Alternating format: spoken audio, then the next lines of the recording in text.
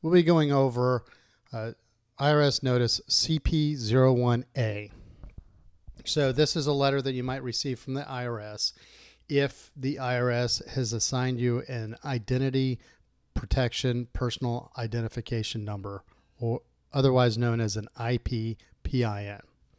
So this happens to taxpayers when the IRS has noticed that they might have been a victim of identity theft.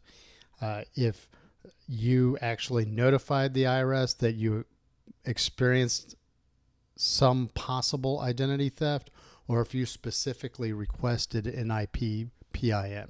So we'll kind of walk through this to explain a little bit of the detail behind it.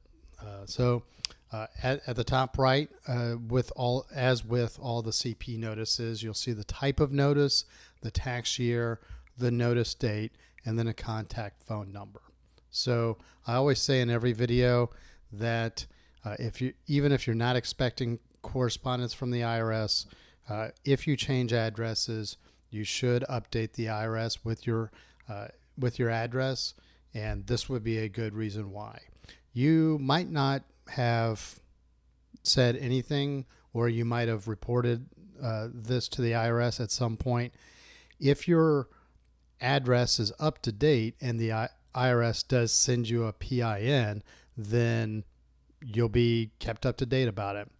If not, then this might not ever reach you, and then you might have some problems. First, if you don't receive this letter, you don't have your IPPIN, and if someone else has it, then that means that they might have your IPPIN.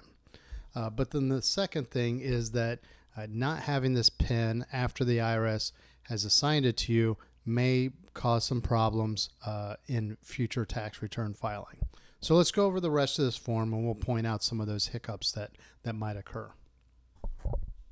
So on the left-hand side, let's go through exactly what the IRS has done.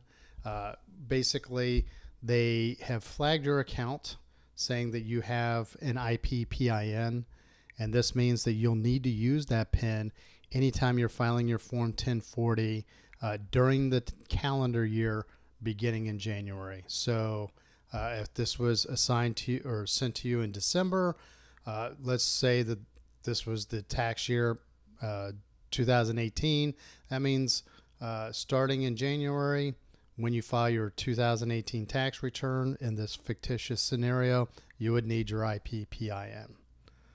So the PIN helps verify a return that was filed with your Social Security number because the IRS has flagged your record that someone may have tried to file a fraudulent tax return before. So if you don't use your PIN, then the IRS could reject your return or delay the processing.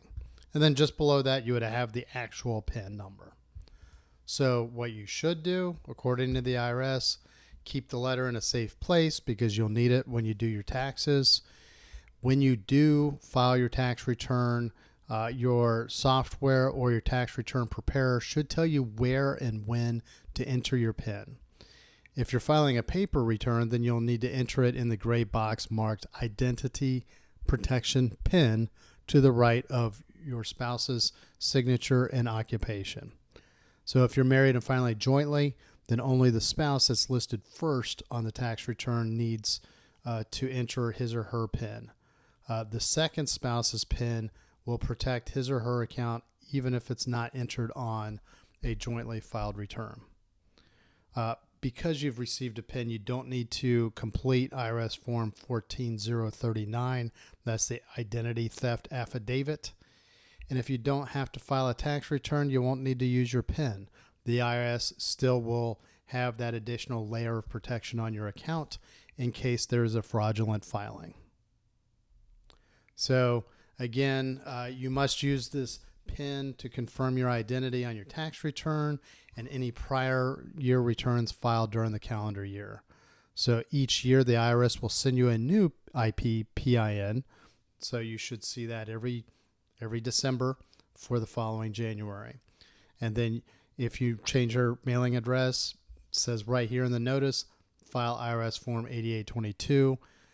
Keep your number private. Don't give it to anyone other than your paid tax professional. They will need to include that on your return, and you can bring this letter with you. There is no other purpose to your IPPIN.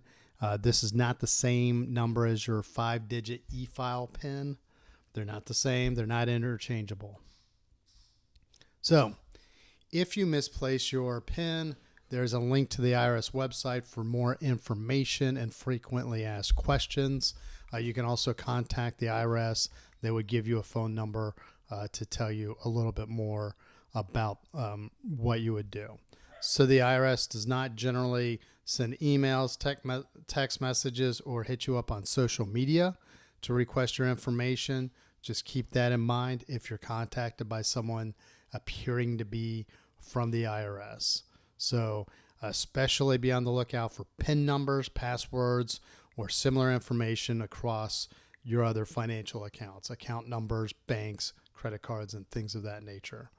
Let's go to the CP01a link really quickly.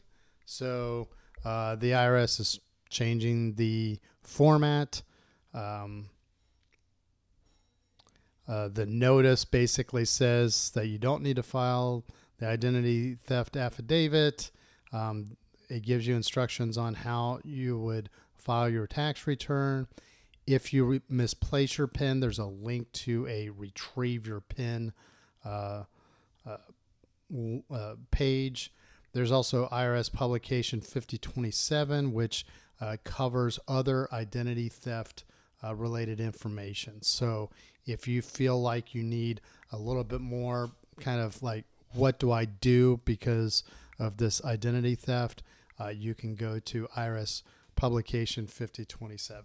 We'll put links to that in the show notes as well. So that's all we have for this video.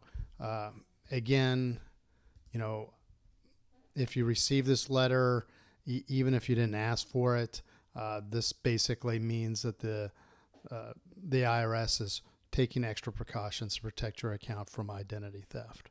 So we'll put links in the show notes to the forms, to the videos and articles we've written about the forms mentioned here. So if you like our articles, please please subscribe to our newsletter. If you like our YouTube videos, please subscribe to our YouTube channel. And if you have any questions or comments, please post them in the comment section. Thank you very much and have a great day.